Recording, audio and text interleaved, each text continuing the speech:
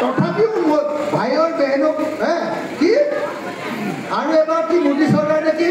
আকৌ এবাৰ মোদী চৰকাৰ লাগিবনে নাই মোদী চৰকাৰ ইয়াত কিমানক লাগিব মোদী চৰকাৰ লাগিবনে নাই সঁচাকৈ আমুৱাইছেনে নাই মোদীয়ে আমুৱাইছেনে নাই মামাই আমুৱাইছেনে নাই মোদী চৰকাৰ যদি আহে নিমখ কিনি খাইছিলোঁ 2 টকা নিমখ হ'ল কেইটকা দিয়া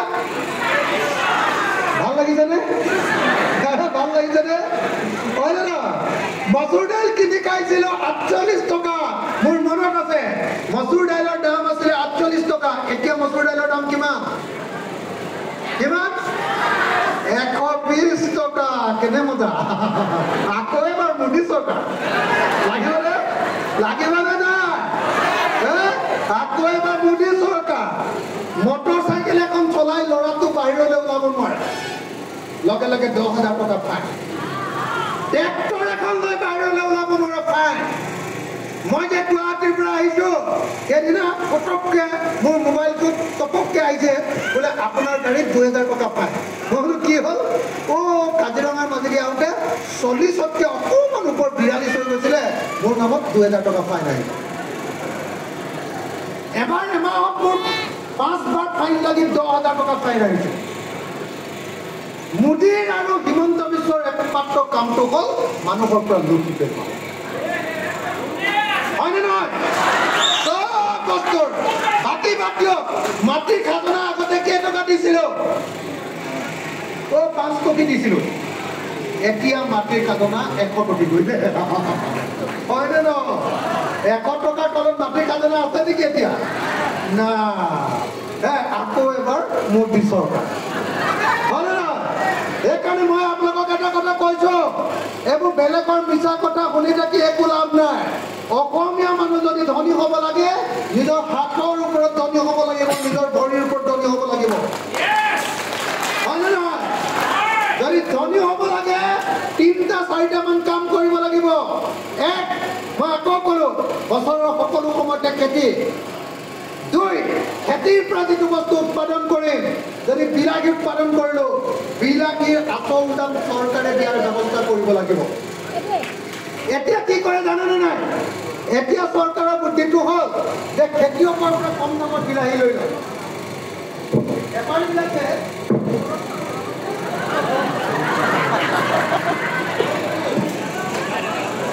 অলপ বেছি গৰম উঠি গৈছে অলপ বেছি চিঞৰিছোঁতো অকণমান ৰ'ব প্লিজ লাষ্টত কৰিব লাগিব লাষ্টত হয় মই আকৌ এবাৰ ক'ব কৈছোঁ যে দ্বিতীয় অসমীয়া মানুহ যদি ধনী হ'ব লাগে দ্বিতীয় মন্ত্ৰটো কি মই জীয়াই থাকোঁৱে বা নাথাকোঁৱে আমি চৰকাৰ কৰিব পাৰোঁৱে বা নোৱাৰোঁৱে অসমীয়া মানুহে যদি এই মন্ত্ৰকেইটা শিকি নলয় অসমীয়া মানুহ পৃথিৱীত কেতিয়াও ধনী হ'ব নোৱাৰে 1 নম্বৰ মন্ত্ৰটো হ'ল কি যে পথাৰত পানী যোগান আৰু সকলো সময়তে খেতি 2 নম্বৰ মন্ত্ৰটো হ'ল যে যিবিলাক খেতি হ'ব সেই খেতিৰ আচল দাম পাব লাগিব এতিয়া কি হয় আটাইতকৈ বেছিকৈ যেতিয়া খেতিটো উৎপাদন হ'ব বন্ধাকবি তেতিয়া 1 কেজিৰ দাম 1 টকা হ'ব হয়নে সেই 1 টকা যেতিয়া বন্ধাকবি ঢকুৱা কাৰণে 1 টকাত বিক্ৰী হ'ব মই কিন্তু গুৱাহাটীত 20 টকাত কিনি পাম 1 টকা ঢকুৱাখানাৰ বন্ধাকবিৰ দাম গুৱাহাটীত 20 টকা চাবনে মাজত 19 টকা কোনোবাই খাই দিলে 19 টকা খাই দিলে মনত ৰাখিব 19 টকা সেইটো কৰিলে নহ'ব নতুন চৰকাৰে এটা ব্যৱস্থা কৰিব লাগিব যে খেতিয়কে যিটো বন্ধাকবি উৎপাদন কৰিছে উৎপাদন কৰোঁতে যদি 3 টকা খৰচ হৈছে খেতিয়কজনক বন্ধাকবিটোৰ দাম দিব লাগিব 9 টকা অতি কমে কোনোবা বেপাৰীয়ে যদি 9 টকাতকৈ কম দামত বন্ধাকবি কিনে তাক গ্ৰেপ্তাৰ কৰি দিব লাগিব জেলত দি দিব লাগিব নাই খেতিয়কে পইচা পাব লাগিব ভাই প্ৰথম কথা তাৰপিছত সেই বেপাৰীটোৱে আমাৰ ইয়াৰ পৰা 9 টকাত নিকিনি যদি 2 টকাত কিনি নি যদি গুৱাহাটীত 40 টকাত বিক্ৰী কৰে তেতিয়াহ'লে তাকো জেলত দিব কি কৰিব লাগিব যে যিটো বন্ধাকবি 9 টকাত কিনি নিব সেই বন্ধাকবিটো 15 টকাত বিক্ৰী কৰিবলৈ অনুমতি দিব লাগে তাৰমানে উৎপাদন কৰা খেতিয়কবিলাকেও বেছি দাম পাব লাগিব আৰু কিনি পোৱা গ্ৰাহকবিলাকেও কম দামত বস্তুটো পাব লাগে ইয়াৰ বিপৰীতে এটা সব বস্তুবিলাক মাজত খাই দিয়ে হিমন্তহঁতে পইচাটো সিন্ডিকেট কৰি সেই পইচাটো মাজত খাই দিয়াৰ কাৰণে সকলো বস্তুৰ দাম খেতিয়কে কম পায় আৰু গ্ৰাহকে বেছি দামত কিনিব লাগে এই অৰ্থনীতিটো ভাঙি নতুন চৰকাৰে বেছি দামত খেতিয়কৰ পৰা কিনিব আৰু কম দামত গ্ৰাহকক দিব তাৰ কাৰণে কি কৰিব আপোনালোকৰ পৰা ধৰক মই বিলাহী কিনি ললো মই কি কৰিম বিলাহী কিনি লৈ মই ধৰক অসমৰ মুখ্যমন্ত্ৰী এনে কৈছো মই কিনি ললো কিনি লৈ মই বিলাহীটো কি কৰিম কিনি লৈ মই প্ৰথমতে আপোনালোকৰ ঢকুৱাখানা আপোনালোকৰ ঢিলামৰা এইবিলাকত মই ডাঙৰ ডাঙৰ গুদাম বনাম মই তাত কোল্ড ষ্টৰেজ বুলি কয় তাত ৰাখিম যেতিয়া বিলাহীৰ দাম বেংগলোৰত বাঢ়িব তেতিয়া মই ইয়াৰ পৰা বিলাহীটো উলিয়াই দিছোঁ কথাটো বুজিছেনে তেতিয়া আমি খেতিয়কে পইচা পাওঁ দ্বিতীয়তে যদি বিলাহী আমি বেছি দামত বিক্ৰী কৰিব কেইবছৰ নোৱাৰিলোঁ তেতিয়াহ'লে কি কৰিম গুদামৰ পৰা বিলাহী উলিয়াম আৰু গুদামৰ পৰা বিলাহীটো উলিয়াই বিলাহীৰ পৰা আমি টপ বনাম বিলাহীৰ পৰা আমি জেলি বনাম বিলাহীৰ পৰা আমি চচ বনাম চিনি পাই না চচ চাওমিনৰ লগত যে খাই চচটো চিনি পাই নে নাই বিলাহীৰ পৰা আমি আচাৰ বনাম সেই আচাৰ বনোৱা ইণ্ডাষ্ট্ৰীবিলাকত মোৰ মা মোৰ পেহী মোৰ বাইদেউ মোৰ দদাইদেউ মোৰ খুৰাদেউ মোৰ নিচাদেউ মোৰ ককাইদেউ এই আটাইবিলাকে কাম কৰিব আৰু তেতিয়া অসমৰ এটাও মানুহে চাকৰি নোপোৱাকৈ নাথাকে এটাও মানুহ বেংগলোৰলৈ যাব নালাগে এটাও মানুহ মাদ্ৰাজলৈ যাব নালাগে এটাও মানুহ গৈ কেৰেলাত হাজিৰা কৰিবগৈ নালাগে চিকিউৰিটি গাৰ্ড কৰিব নালাগে অসমৰ প্ৰত্যেক ঘৰ মানুহক মই নিজৰ গাঁৱতে সকলোকে চাকৰি দিব পাৰোঁ তেতিয়াহ'লে মই তিনিটা কথা এতিয়ালৈকে ক'লোঁ যে নতুন চৰকাৰ যি ৰাইজৰ চৰকাৰ হ'ব তেওঁলোকে তিনিটা কাম কৰিবই লাগিব এক পথাৰত পানী যোগান আৰু সকলো খেতিয়কক পথাৰত বছৰৰ সকলো সময়তে খাতি কৰিবৰ কাৰণে ব্যৱস্থা গ্ৰহণ দুই যি বস্তু উৎপাদন কৰিব তাৰ আচল দাম চৰকাৰে দিয়াৰ ব্যৱস্থা কৰিব লাগে নহ'লেবা আইন কৰি বেপাৰীবিলাকে আচল দাম দিহে কিনিব পাৰিব তেনেকুৱা আইন কৰি দিব লাগিব আৰু কোনোবা বেপাৰীয়ে সেইটো নামানিলে তেওঁ জেলত দিব লাগে এইটো দুই তিনি যিবিলাক বস্তু আমি কিনি ল'ম তাৰ পৰা আমি সৰু সৰু গাঁৱে গাঁৱে ইণ্ডাষ্ট্ৰী বনাম মোৰতো সপোন আছে যদি কেতিয়াবা সুযোগ পাওঁ কেতিয়াবা আপোনালোকে যদি মোক চৰকাৰ কৰিবলৈ সুযোগ দিয়ে ইমান দিন আন্দোলন কৰি যিবিলাক কথা কৈ আছিলোঁ মই আপোনালোকক কথা দি যাওঁ ঢকুৱাখানাৰ ৰাইজক মই কথা দি যাওঁ মই এটা কথা দি গৈছোঁ যদি আপোনালোকে মোক সুযোগ দিয়ে এদিন অসমৰ গাঁৱে গাঁৱে সৰু সৰু ইণ্ডাষ্ট্ৰী বনাম কেনেকুৱা ইণ্ডাষ্ট্ৰী ধৰক মই ডাঙৰ কৈছিলোঁ মাৰ গাখীৰ খায় আৰু লগতে ভীমকল খায় মই দুটাই বস্তু খাইছিলোঁ সৰুতে আমাৰ দিনত চেৰেলেক নাছিলে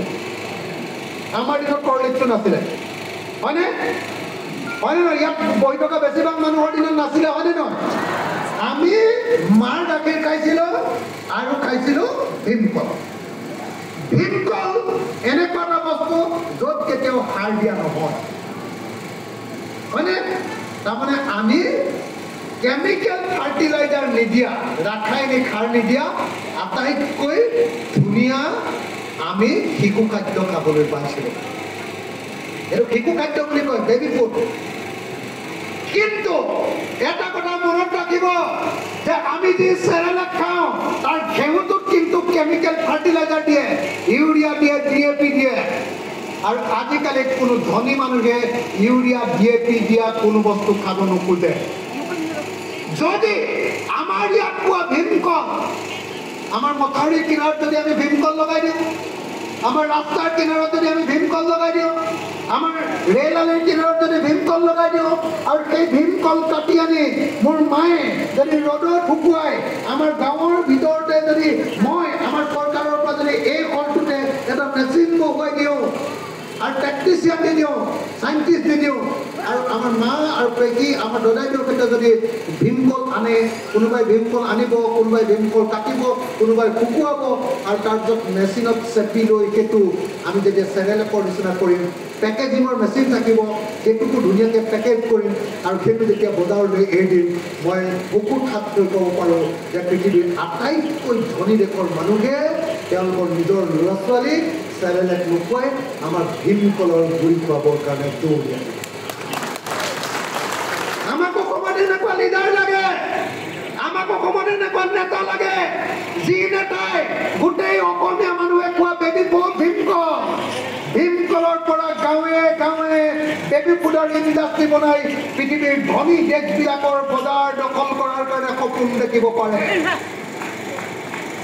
অকল অৰুণোদয় দিয়াৰ সপোন দেখিলে নহ'ব, হয়নে নহয়? অকল মহিলাবিলাকক ক'লে নহ'ব যে আপোনালোকক আমি লাখ কোটি বাইদেউ বনাই দিম, আপোনালোকক আমি প্ৰথমতে 10,000 টকা দিম আৰু তাৰপাছত 25,000 টকা দিম। মই আপোনালোকক সুধিব খুজিছোঁ, আইসকল, আপোনালোক সকলোৱে অভিজ্ঞ মহিলা, মই আপোনালোকক সুধিব খুজিছোঁ, তৰুণ গগৈ চৰকাৰৰ দিনৰ পৰা 2012 চনৰ পৰা আত্মসহায়ক গোট গঠন কৰা হ'ল। আত্মসহায়ক গোট গঠন কৰি অসমৰ কিমান মহিলা এতিয়ালৈকে ধনী হ'ল? কিমান মানুহ ধনী হ'ল? হ'ল নেকি? আত্মসহায়ক গোট গঠন কৰি কিবা কিবি সৰু সুৰা অলপ লাভ হ'ল, কিন্তু অসমৰ কোনো মানুহ ধনী হ'ব পৰা নাই। বৰং কি হৈছে, আত্মসহায়ক গোটে যদি চৰকাৰৰ পৰা টকা 10,000 পাইছে, সেই 10,000 টকা লগৰজনীক ধাৰ দি, সুদতে ধাৰ দি, মাহেকত 10 টকা সুদত ধাৰ দি, এই কি কয় আমাৰ যে ধাৰ দিয়া কি বুলি কয় এইটো মানুহক? কাবেলি হোৱাৰ বাহিৰে কোনো অসমৰ মহিলাই সেই টকাৰে উন্নতি কৰা মই ক'তো দেখা নাই। হয়নে নহয় বাৰু? হয়নে নহয়? কওকচোন এটা কথা, হয়নে? গতিকে আত্মসহায়ক গোট খুলিলেই নহ'ব, প্ৰত্যেকগৰাকী মহিলাক কাম দিব লাগিব আৰু নিজৰ কাম কৰি পইচা পাব লাগিব। পইচাৰ যেতিয়া মালিক হ'ব, সম্পত্তিৰ যেতিয়া মালিক হ'ব, তেতিয়াহে মহিলাবিলাকে নিজৰ গিৰিয়েকৰ ওচৰত সন্মান পাব, ল'ৰা ছোৱালীৰ ওচৰত সন্মান পাব আৰু সমান মানুহ হিচাপে এনেকৈ থিয় হৈ কথা পাতিব। মোৰ মাইকী মানুহজনে চাকৰি কৰে, মোৰ মাইকী মানুহজনে কলেজত কাম কৰে, সেইকাৰণে মই মোৰ মাইকী মানুহজনীক বেছি টানকৈ ক'ব নোৱাৰোঁ, উল্টাই মুখে টানকৈ কয়। কথাটো বুজিছেনে নাই? যাৰ ঘৰত মানুহজনীয়ে মাষ্টৰণী কৰে, মতাটোৱে ঘৰতে থাকে, মতাটোৱেহে মনে মনে থাকিব লাগিব, মাইকী মানুহজনীহে ওপৰত কথা ক'ব, হয়নে নহয়? ইনকাম যাৰ হাতত থাকিব সিয়েই সমাজৰ নেতা। কথাটো বুজি পাইছেনে নাই? আজিৰ দিনটোত মাইকী মানুহৰ হাতত মাটিৰ পট্টা কোনো নাই, হয়নে নহয়? মতা মানুহটোৱে বিয়া পাতি আহি চুলাই মদ খাই মাইকীজনীক যদি 2 কোপ দিলে আৰু ঘৰ যদি এৰি গ'ল, মাইকী মানুহজনীয়ে মাটিটো